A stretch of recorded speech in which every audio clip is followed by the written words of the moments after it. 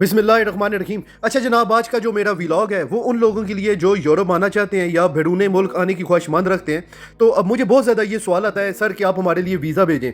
Sir visa कोई दुकान से मिलने वाली कोई चीज़ ऐसी नहीं है कि मैं यहाँ से ख़रीदूँ और आपकी तरफ भेज दूँ। अगर इसका एक पूरा प्रॉपर एक प्रोसेस है। ऐसा नहीं है मैं यहाँ से ख़रीदूँ और मैं कंटेनर बुक करके भेज दूँ और मैं पूरे पाकिस्तान के लिए वीज़े भेज दूँ। इस तरह का कोई प्रोसेस नहीं है। ये एक पूरा लीगल प्रोसेस है। बहुत सारे लोगों को ये समझते हैं जिस तरह सऊदीया दुबई में वीज़े निकलते हैं, शायद यूरोप में भी इसी तरह का काम है। इस तरह की कोई नहीं है। ये अगर कोई आपको बोलता है कि जनाब डन बेस पे मैं काम कर रहा हूँ, ये सारा फ्रॉड है। पहले आप ये समझे कि वीज़ा ये होता क्या है, यूरोप में किस तरह वीज़े निकलते हैं, क्या प्रोसेस होता है। मिसाल देता हूँ, जैसे आप स्टूडेंट वीज़ा के लिए अप्लाई करते हैं तो स्टूडेंट वीज़ा के लिए आपकी बाकायदा एक तालीम होती है। आपको पहले यूनिवर्सिटी में या कॉलेज में एडमिशन लेना पड़ता है। उनका अपना एक म्यार होता है। वो अगर आप उनके म्यार पे पूरा उतरते हैं तो वो आपको एडमिशन दे देते हैं। अगर आप उनके म्यार पे पूरा नहीं उतरते तो वो आपको एडमिशन नहीं देते। वो आप बाकायदा एडमिशन होता है। फिर आपके माली मसाइल चेक करते हैं, आपके पास बैंक बैलेंस कितना है। अगर मिसाल देता हूँ, आपने कोई किसी एजेंट के थ्रू चले जाते हैं, आप फेक बैंक स्टेटमेंट लगा देते हैं तो आपका नाम जो है शेंजन इंफॉर्मेशन सिस्टम में आ जाता है। जिस वक्त आप शेंजन इंफॉर्मेशन सिस्टम में आपका आ जाए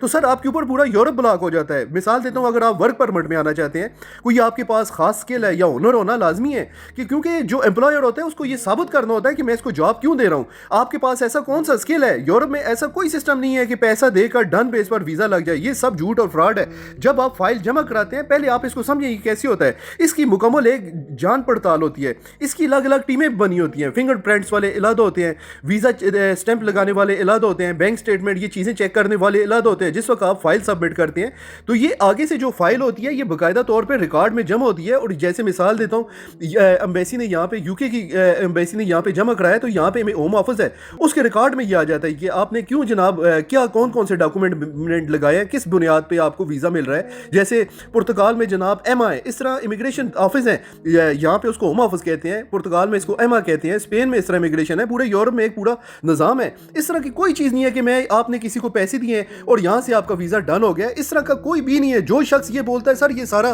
सर फ्रॉड है, ये मैं आपको इसलिए बताना चाहता हूँ, मैं नहीं चाहता आपके साथ फ्रॉड हो। जिस वक्त आप डन बेस पे किसी एजेंट के साथ ये डील करते हैं कि जनाब मुझे डन बेस पे, आप मिसाल देता हूँ स्टूडेंट वीज़ा आप करवा रहे हो, वो आपसे क्या करता है कि जनाब आपका एडमिशन मिसाल देता हूँ हुआ है और आपकी बैंक स्टेटमेंट मिसाल देता हूँ आप उसने 2 नंबर लगा दिए। जिस वक्त आप 2 नंबर बैंक स्टेटमेंट लगाते हो, होता यह है कि आपको तो पता नहीं चलता। वो आपकी जिस वक्त फ्रॉड बैंक स्टेटमेंट पकड़ी जाती है वो आपके ऊपर 10 साल का बैन लगा देते हैं। आपका नाम शेंजन इंफॉर्मेशन सिस्टम में डाल देते हैं। जिस वक्त आपका नाम शेंजन इंफॉर्मेशन सिस्टम में आता है तो आपके ऊपर पूरा यूरोप ब्लॉक हो जाता है। ये मैं नहीं चाहता कि आपका इतना बड़ा नुकसान हो। आप लीगलाइज तरीके से भी अप्लाई करना चाहें तो फिर नहीं आ सकें। इसलिए जो एजेंटों का चक्कर है ये टोटल फ्रॉड होता है। इसमें बहुत कम चांसेस होते हैं कि मैं इसलिए आपको कहता हूं कि आप एजेंट के थ्रू नहीं, इसका एक पूरा एक लीगल प्रोसेस है। मैं ये नहीं चाहता आपके साथ फ्रॉड। अगर आप उनके म्यार पे पूरा नहीं उतरते तो दुनिया का कोई शख्स आपको वीज़ा नहीं दिला सकता। आप सोचते हैं कि मुझे क्या फ़ायदा मिलेगा, गवर्नमेंट ये सोचती है, यहाँ पे आके यूरोप ये सोच रहा होता है हमारे मुल्क को क्या फ़ायदा होगा, ये हमारे मुल्क के लिए क्या फ़ायदेमंद है।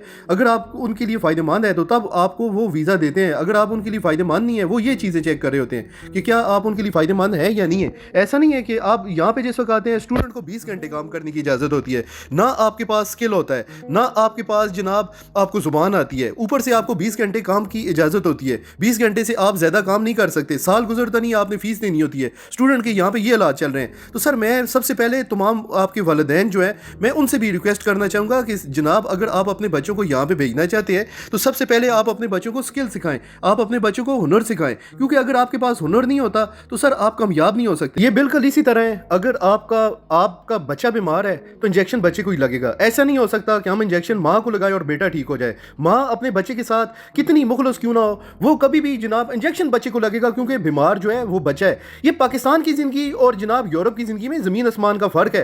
पाकिस्तान में शोबाजी है, झूठ है, फ्रॉड है, हेरा फेरी है। वहाँ पे हकीकत में मबनी नहीं है, वो बिल्कुल एक दिखलावे वाला कल्चर है।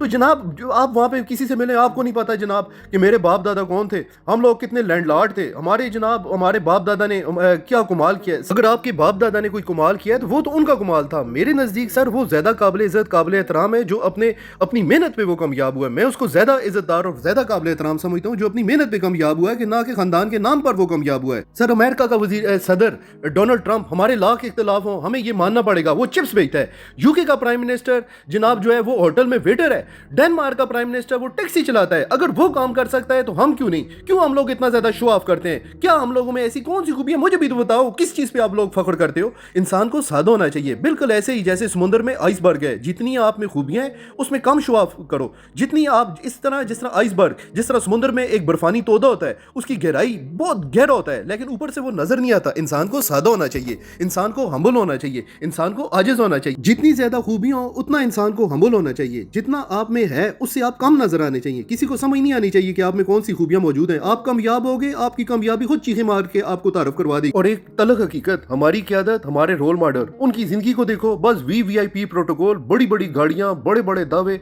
और अमल जीरो। मुख्तसर यही कि अंधी उड़े और गंजे फरिश्ते, जैसी अवाम वैसे ही हमारे हुक्मरान। अगर आप इतने ही लायक और इतने ही काबिल होते तो आज लोग बाहर के ममालिक में वीजे के लिए क्यों भाग रहे होते। मेरी तमाम ओवरसीज से रिक्वेस्ट है कि आप वीडियो बनाएं और इसको पब्लिक करें ताकि लोगों में शऊर आए, ना कि मजाक और गाली गलौज।